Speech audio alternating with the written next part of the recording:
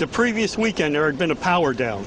There was a power down in the South Tower on the weekend of the 8th and 9th of September. Who was a director in the company that provided electronic security for the World Trade Center and Washington's Dulles Airport, both involved in September 11th? None other than the president's younger brother. From 1996 to 2000, Securacom installed what was referred to as a new security system at the World Trade Center. Wirt D. Walker III, a cousin of the Bush brothers, was CEO of Securacom from 1999 until 2002. Interestingly, these facts have not been made public. Was it only a security system that was added during those years, or was it also the wiring for a long-awaited plan? Scott Forbes, an IT specialist in a firm that had leased space in the South Tower since its erection, reported an unprecedented power down in his building for almost the whole weekend prior to 9/11. We were notified 3 weeks in advance of the power down by the Port Authority. That was relatively short notice to plan to shut down all of our banking systems. It was a big deal. It was unprecedented. We had a data center on the 97th floor. So our originating servers were all there. During that weekend, the power down meant that there was no security. The doors were all open, basically. And also the security video cameras were all off. But there were guys in overalls carrying huge toolboxes and reels of cables walking around the building on that weekend. Employees were notified that internet cables were being upgraded. But who were the strange workmen, and what were they really doing? All the power was shut down. If there was a power down, that meant that everything was gone in terms of security, in terms of access to the building, so anybody could have gone there and do any kind of setup. Having worked overtime to get his company's servers back up, Scott took the day off on September 11th. As he watched the towers collapse from New Jersey that morning, he was sure this had been the purpose of the mysterious weekend work. Scott notified many authorities, including the 9/11 Commission, about the unusual and lengthy power outage, but was ignored. Ben Fountain of Fireman's Fund spoke of unusual evacuations ordered at the Twin Towers during the weeks before September 11th. Others reported that the security alert was inexplicably lifted 5 days prior and bomb-sniffing dogs were removed. What would the dogs have discovered had they remained on duty?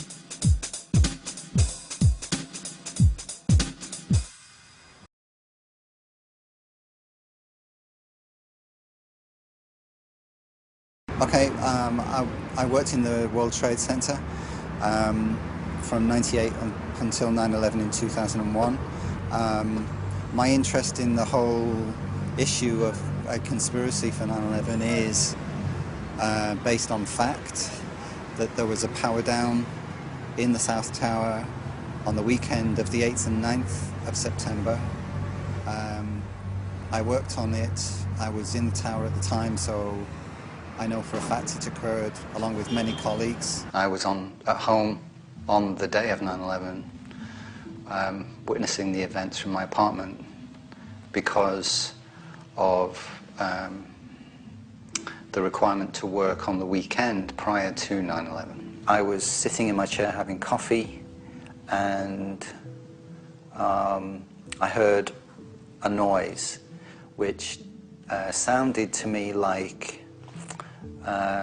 a very heavy truck hitting a bump in the road and like bouncing.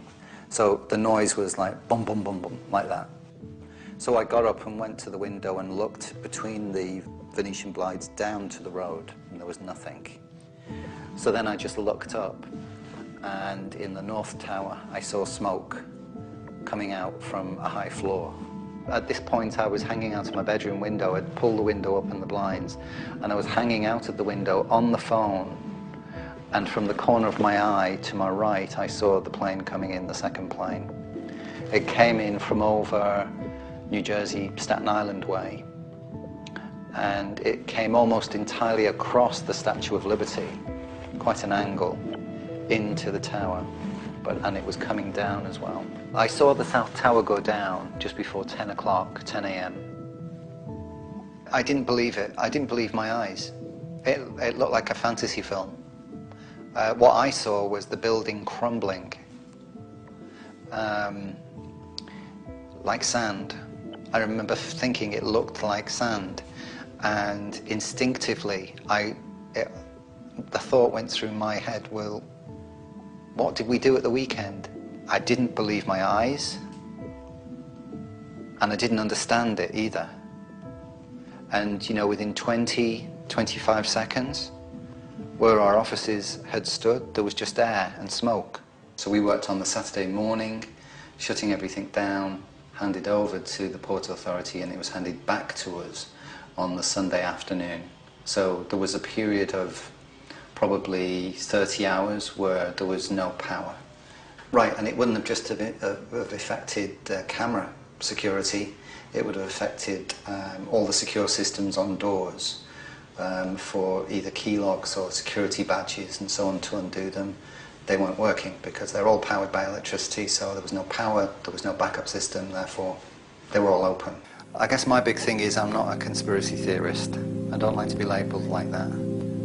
The information that I want acknowledged is factual, plain and simple. So, you know, I don't have any clarion call for anybody. I just want the truth to be acknowledged and explained.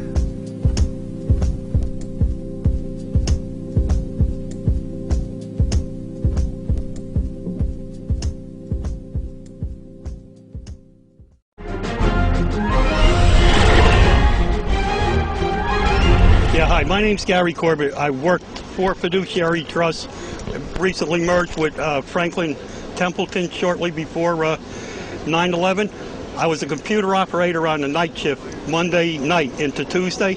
The previous weekend there had been a power down.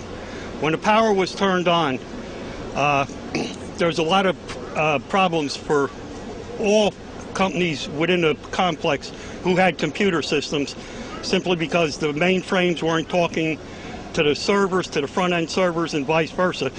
And what made the day really tragic is you had a lot of the technical people, data processing types, coming in early, who wouldn't have been there till 9 or 10 o'clock. They were brought in early, and then you had the admin types coming in because, you know, the trial balances and the books weren't complete.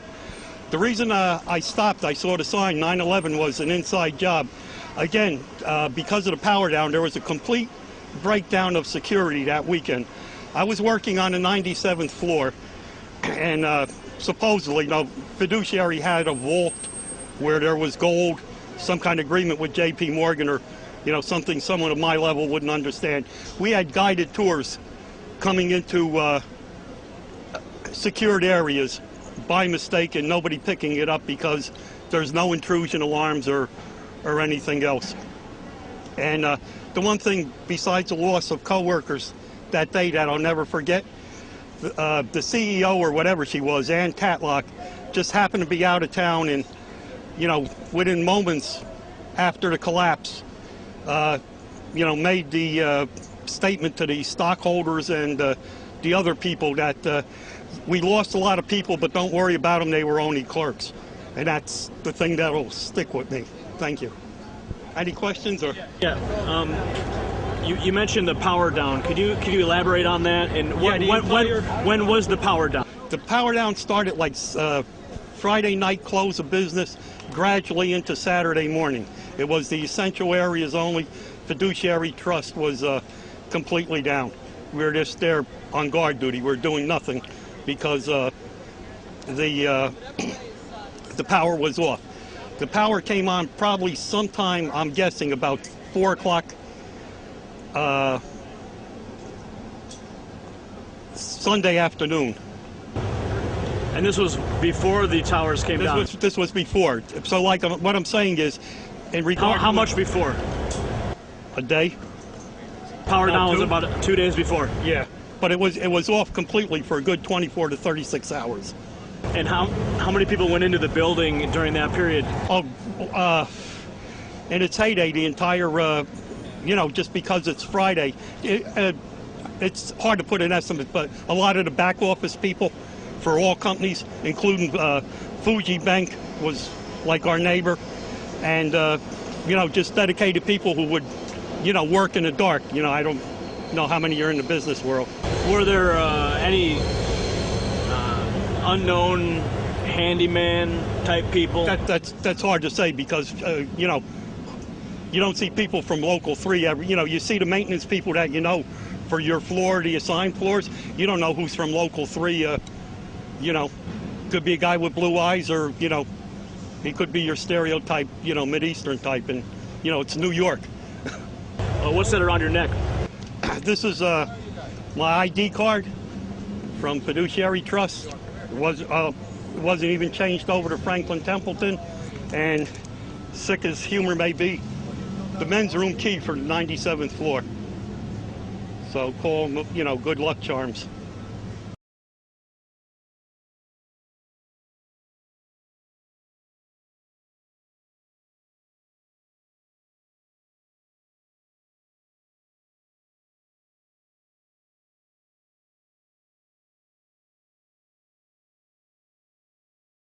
Again, his name is Scott Forbes. He joins us from across the pond today. Scott, thank you for making time for us. You're very welcome. Hello. What was the date of the power down, and had there been one prior to this? Okay, the power down was on the Saturday and Sunday prior to 9/11, so that would have been the 8th and 9th of September.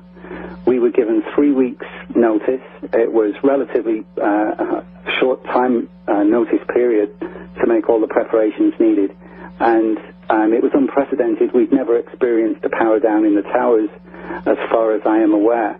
I had worked in the towers from 1998.